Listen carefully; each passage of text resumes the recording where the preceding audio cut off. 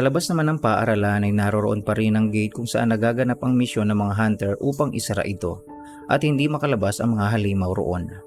Sa tagpo naman ng ito ay lumalabas na ang mga hunter na pumasok para patayin ang mga halimaw sa loob ng dungeon na tila ba'y tapos na ang kanilang misyon. Nagiiyawan ngayon ang mga tao na makita ang mga hunter na lumalabas dahil relax na relax lang ang mga ito na parabang walang nangyari sa kanila, kaya natitiyak ng mga tao na nagtagumpay ang mga ito sa kanilang misyon. Agad na bumati ang isa sa mga bantay sa labas ng gate at ang sabi, "Napakahusay po ninyo, Hunter Kim Jong-soo," bati ng lalaki. "Tagumpay ang aming pag-raid sa gate na ito at mayroon rin akong dapat ibalita sa Hunter Association," sabi naman ng hunter na ito. "May nakalaban kaming bagong uri ng halimaw sa loob," sabi ng lalaking ito, na parang hindi normal ang halimaw na tinutukoy nitong kanilang nakita. Ito ang nilalang na tinutukoy ni Kim Jong-soo, mga halimaw na parang mga tao, na may mga blue flame na lumalabas sa kanilang mga mata at bibig. At lumalaban ang mga ito gamit ang kanilang mga kuko at mga ngipin. Kaya lang kahit ganitong nakakatakot ang mga halimaw, ang kanilang pag-atake ay hindi ganoon kalakas. Sabi pa ng lalaki, "Nakatanggap ako ng pag-atake mula sa halimaw na iyon. Wala naman nangyari sa akin ngayon, kaya walang dapat ipag-alala," sabi ng taong ito na kanyang kausap. Sinagot naman ito ng kanyang kausap, "Kahit na po, mga halimaw pa rin po ang mga iyon. Mga halimaw na ngayon lamang po ninyo nakita. Pero masaya po ako na hindi po kayo napano at nakalabas ng buhay," sabi pa ng lalaki. Ito ang pinsala na tinutukoy ni Kim Jong-soo na wala raw nangyari sa kanya matapos niya itong matanggap sa pag-atake ng bagong uri ng halimaw na nakalaban nila sa loob. Kaya lang, bago ito makaalis para pumunta sa Hunter Association, ay biglang nagliwanag ang sugat ng hunter. At may asul na apoy ang lumalabas mula rito. At kakaibang sakit ang bumabalot sa buong katawan ng hunter na ito, at tila ba'y para siyang sinisilaban ng kung ano sa kanyang buong katawan. Nabitawan niya ang kanyang sandata at ang kanyang kalasag, at unti-unting napayuko na parabang babagsak ito. Nanatigilan naman ang kanyang kausap at napaisip kung anong nangyayari rito. Nag-uwian na ang ilang mga tao sa paligid. Wala nakakapansin kay Kim Jong-soo. Tanging ang lalaki lamang sa tabi nito na kanyang kausap ang nakakapansin sa nangyayari sa hunter. At kinamusta niya ito kung may masakit ba sa kanya. Kaya lang nang lingunin siya ni Kim Jong-soo, nagulat ito. Dahil parabang nawala ito sa sarili at naging isang halimaw dahil nagliliwanag na parang blue flame ang mga mata at bibig nito. Na tila ba'y naging katulad ito ng halimaw na tinutukoy niya na nakita nila sa loob ng gate. At dahil normal na tao lamang ang lalaki na bantay sa labas ng gate, wala itong nagawa sa pag-atake ng lalaki. Dahil agad siyang sinagpang nito ng buhay. Ang mga tao naman sa paligid ay nagulat sa nangyari. Lumayo ang ilang tao sa paligid para dumistansya kay Kim Jong-soo dahil hindi nila maunawaan kung anong ginagawa nito at ang lalaking kanyang kinagat ay talagang duguan. Ang isa sa mga babae sa paligid na kasama ni Kim Jong-soo sa mismong raid, nasabi nito, "Ang blue flame na iyon, katulad na katulad siya sa halimaw na nakita namin sa loob." Sabi nito sa kanyang isipan na ang halimaw na si Kim Jong-soo ay papalapit na sa kanya para siya naman ang kagatin nito. At hindi nga nagtagal ay nagawa rin sagpangin ng halimaw na hunter ang babaeng kasama nito. At ito'y agad na duguan sa matinding pinsala na natamo ng babae. Dahil doon nabulabog ang mga tao sa paligid, dala ng takot ay nagtakbuhan na ang mga ito at kanya-kanyang tumakas at lumayo sa nasabing lugar. Lahat ng kinagat ng hunter na si Kim Jong-soo ay naging kauri niya. Para ba silang mga zombie na sino mang makagat na mga ito ay magiging infected at magiging kauri nila. Ang ating bida naman na si Suho at ang kanyang guro na nasa loob ng gusali ay rinig na rinig ang ingay at kaguluhan sa labas. Kaya nilingon nila ito upang alamin ang mga nangyayari. Ganon rin ang ilang mga mag-aaral. Dahil sa pagtataka nila, agad silang lumapit sa bintana para aninagin ang mga nangyayari sa labas. Natakang-taka naman si Suho kung anong nakikita ng kanyang mga kasamahan. Lumapit na rin ang ating bida sa bintana. Ganon rin ang guro. At dito ay may takot sa kanilang mga mata sa mga bagay na kanilang nasasaksiyan. Anong ginagawa nila? Bakit sila ang nagpapatayan? Pagkakaunawa ng mga manonood sa mga nangyayari na patuloy na kinakagat ng mga nilalang na ito ang mga tao sa paligid. Nasala rin naman ay nagiging katulad ng mga nilalang na kumagat sa kanila. Bakit ganun? Ang mga mata nila ay umiilaw na parang asul na apoy. Para silang mga halimaw sa kanilang mga kinikilos. Sabi naman ng babae. "Naku, huwag ninyong sabihin sa akin na dungeon break ang nangyayaring ito. Pagkatakot na sabi ng babae. Ang mga tao sa labas ay talagang naging halimaw ang mga ito. Tulad ng mga halimaw na inilarawan ng hunter na si Kim Jong-soo. Sabi ng isa sa mga mag-aaral.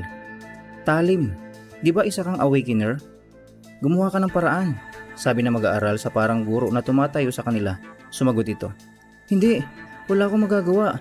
Isa lamang akong E-rank, sabi ng lalaki, na mahinang uri siya ng awakener. Habang natataranta ang mga kasamahan ni Suho sa loob ng silid na kanilang kinaroroonan sa isang gusali, ang ating bida naman ay nanlaki ang kanyang mga mata. At parabang takot na takot ito ngayon sa bagay na kanyang nakikita. Ayun naman pala, ang isa sa mga tao na nasa ibaba na kanilang nakita ay nakita ni Suho na umaakyat sa isa sa mga mataas na lugar at parabang may gagawin ito na kakaiba. Bigla na lamang yumuko ang taong halimaw na ito na parabang bumubuelo ng pagtalon na kanyang gagawin. At ayun na nga, lumundag ang halimaw patungo sa lugar na kinaroroonan ng ating bida at ng kanyang mga kasamahan. Sabi ni Suho, bilisan ninyo, kailangan natin tumakbo, sabi ng ating bida. Dahil kitang-kita ni Suho na papunta na sa kanila ang halimaw. At ayun nga ang nangyari. Ang halimaw ay tuluyang nakapasok sa loob ng silid na kanilang kinaroroonan. Ang ating bida naman ay mabuti na lamang ay nagawa nitong yumuko. Ang taong ito ay tuluyan na talagang nawala sa sarili. Wala sa katinuan. At ang tanging alam na lamang nitong gawin ay kagatin ang mga taong nakikita niya na hindi niya kauri. Nanlalamig ang buong katawan ng mga mag-aaral sa nakita nilang halimaw sa kanilang harapan ngayon. Hindi sila makagalaw at makaalis sa kinatatayuan nila ngayon. At dahil doon, dala ng reflexes ni Suho, mabilis itong tumakbo palayo dahil alam niya na mapapahamak siya sa oras na hindi siya lumayo sa lugar ng kaguluhan. Ang isang babae naman sa lugar na ito ay hindi makatayo, namimilipit sa sakit na parabang napinsala ang paa nito sa biglaang pagtakbo. Nakita rin naman ito ng ating bida habang siya ay tumatakbo. Tulungan mo ako, sabi ng babae. Narinig naman ni Suho ang pagmamakaawa ng babae. Kaya lang ipinikit lang ng ating bida ang kanyang mga mata, dala ng takot nitong mamatay at maging isang halimaw. Kaya kahit labag sa kanyang kalooban ng hindi tulungan ng babae, wala na itong nagawa pa, kundi ang tumakbo ng mabilis at lumayo. Dahil natatakot si Suho para sa kanyang buhay at sinabi na lamang nito, tatawag ako ng hunter, sabi ng ating bida. Habang tumatakbo ang ating bida, natanong nito ang kanyang sarili. Bakit ko sinabi iyon? At iniwan ko lang siya para mamatay, sabi ni Suho. Nasising-sisi sa kanyang ginawa. Patuloy na ipinikit ni Suho ang kanyang mga mata. Habang tumatakbo ito at paulit-ulit rin niyang sinasabi na ang katulad niyang mahinang nilalang na unawakened ay walang magagawa. Sumagi uli sa isipan ng ating bida ang likuran ng kanyang ama. At nasabi nito sa kanyang sarili, walang ibang mangyayari kung patuloy nilang akong mag-iisip ng mga negatibong bagay. At kung patuloy nilang akong mag-excuse na hindi ko kaya dahil isa lamang akong normal na nilalang. Sabi ng ating bida. At sumagi pa sa isipan nito, Pa, anong gagawin ko? Tanong ni Suho sa kanyang ama mula sa kanyang isipan na dahan-dahan namang lumilingon si Song Jinwoo na kanyang ama sa kanya mula sa kanyang isipan. At isang tingin na parabang lumilingon ito sa isang direksyon na hindi makilala kung ang tao bang ito ay si Jinwoo o mismong si Suho. Ang halimaw na nag-aamok sa loob ng silid-aralan kanina na dahilan kung bakit tumatakas si Suho ay patuloy na hinahabol ang mga taong nakatakas. At nakita nito ang babaeng iniwan ng ating bida na malapit sa pinto, hindi makatayo at takot na takot. Naluluha ngayon sa takot ang babaeng ito dahil alam na niya na katapusan na ng kanyang buhay sa oras na malapitan siya ng halimaw. At eto na, nagbabadya ng sumugod ang halimaw na ito. Wala sa sarili, galit na galit at talagang parang isang leon na handang sagpangin ng kanyang bibiktimahin. At mula sa kinakatayuan nito ay muling lumundag ang halimaw patungo sa kinaroroonan ng babae na kaupo para atakihin ito, na ang babae naman ay nagsisisigaw sa takot. Konting sandali na lamang ay makakagat na nito ang babae. Kaya lang may kung anong pulang bagay ang papalapit sa kanyang mukha. At ayun naman pala, ang ating bida na nagmamadaling tumakas ay bumalik at dala-dala nito ang isang fire extinguisher na kanyang pinanghataw sa mukha ng halimaw.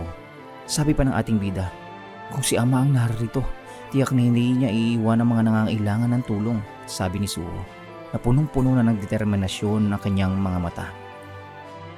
Matapos ng pangyayaring iyon, may isang kung anong bagay ang dahan-dahang lumabas sa harapan ng ating bida. Ang bagay na ito ay may nakasulat na sinasabi sa isang nilalang na may sinasabi na kung ano man. Isa palang system ang lumabas na ito nang sabi, nagawa mong maabot ang requirements para makumpleto ang sikretong misyon na ito, ang katapangan ng isang mahina.